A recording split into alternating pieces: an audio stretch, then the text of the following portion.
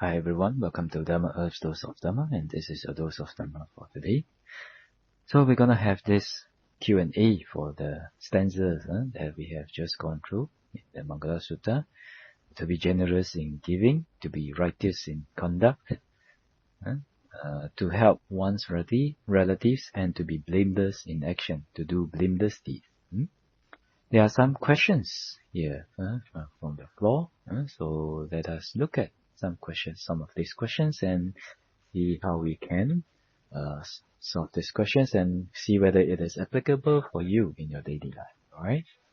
So first, regarding generosity, you see, if I have, this question is very, very practical. The question is, if I have no money to perform generosity, so what can I do? How can I practice generosity? So this is a very practical issue. Not everyone has extra money, especially if you are living paycheck to paycheck. Then it's not easy. It's not easy to fork out some money to perform generosity. So what can we do? Well, one suggestion is that to perform the 10 types of meritorious deeds first. The 10 wholesome deeds and 10 ways of meritorious deeds is a little bit different. Okay, so what are the 10 paths of meritorious deeds? First one is generosity, and second one is keeping the morality, so practicing morality. So for example, one keeps the 5 precepts or keeps the 8 precepts during Uposatha day. And also the third one is meditation. And the fourth one is practicing respect. And the fifth one is being of service, doing service to others. Number 6, sharing merits. With everyone and all beings. And the next one is rejoicing in other people's merits and prosperity. Righteous prosperity, of course. And the next one is teaching the Dhamma.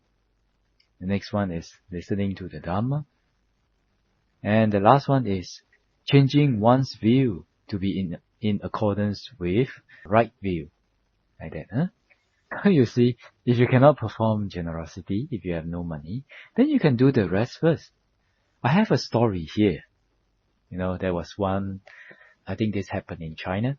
There was a young man, when in his younger days, I think he was doing all sorts of not so good things like drugs and, getting involved in gangs and things like that, maybe. Then after that, he decided to change himself. But when he went out, he couldn't find any job.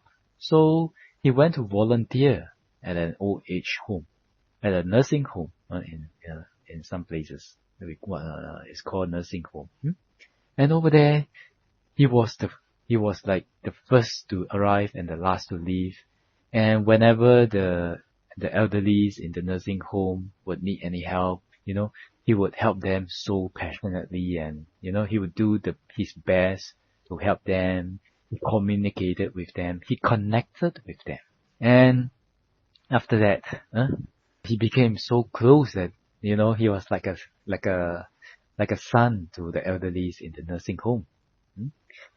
And then because of this respect to the elderlies, and service, then gradually his reputation and his his mind also changed. He became more happy, not always getting into fights, not always wasting himself in drugs. He gained confidence because he knows that he is of help to somebody. At least the elderlies in the nursing home.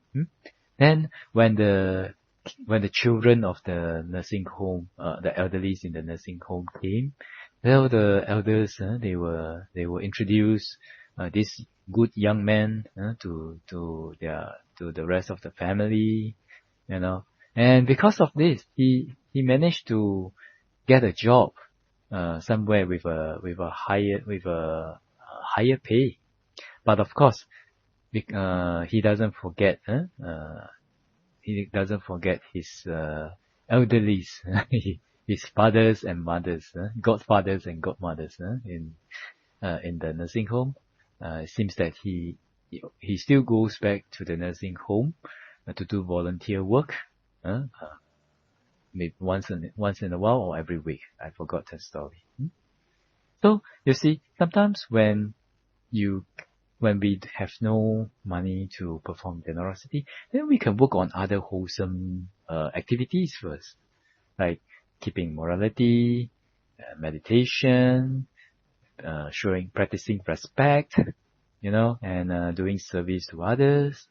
Yeah, all these can help us because they are all wholesome, because they generate wholesome karma. So because of this, when we keep doing all this wholesome deeds, they help to build up our wholesome karma.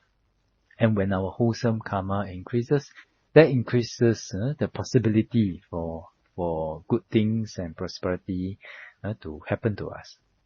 But just increasing the possibility is not a confirm. When the karma will ripen, that is something that we cannot control. But what we can control is we keep putting in the causes and increasing the possibility for prosperity and for good things to happen to us. Alright? So if you have no money, no problem. Just practice any of the 10 paths of the meritorious deeds. So I will repeat. First, generosity. Second, practicing morality. Third, meditation. Fourth, paying respect, practicing respect to others, whether it's, your elders or even your juniors. Also, we should learn how to respect our juniors, how to relate to them so that you don't hurt their ego or you don't talk to them from a higher point of morality or authority, something like that. Then, of course, the next one is service. The next one is sharing merits. And number 7 is rejoicing in others' merits and righteous prosperity. And the 8th is teaching Dharma. The 9th is listening to Dharma. And the last one is always changing our view to be in accordance with right view. So there's 10 that you can do. There's 9 that you can do other than generosity for the time being. So don't waste time. If you have no money, then you should work even more harder. Practice even more on the other meritorious deeds, so that you can support and develop your wholesome karma. And with that, hopefully, you increase your possibility of prosperity, of righteous prosperity. Okay, with this, I wish all of you to be well, peaceful, and happy, and hope the sharing today will be beneficial to all of you. And also, I wish all of you to be able to practice these other 9 paths of meritorious deeds, and may the Triple Gem bless all of us to be able to attain path, fruition, and Nibbana as soon as possible. Sadhu, sadhu, sadhu.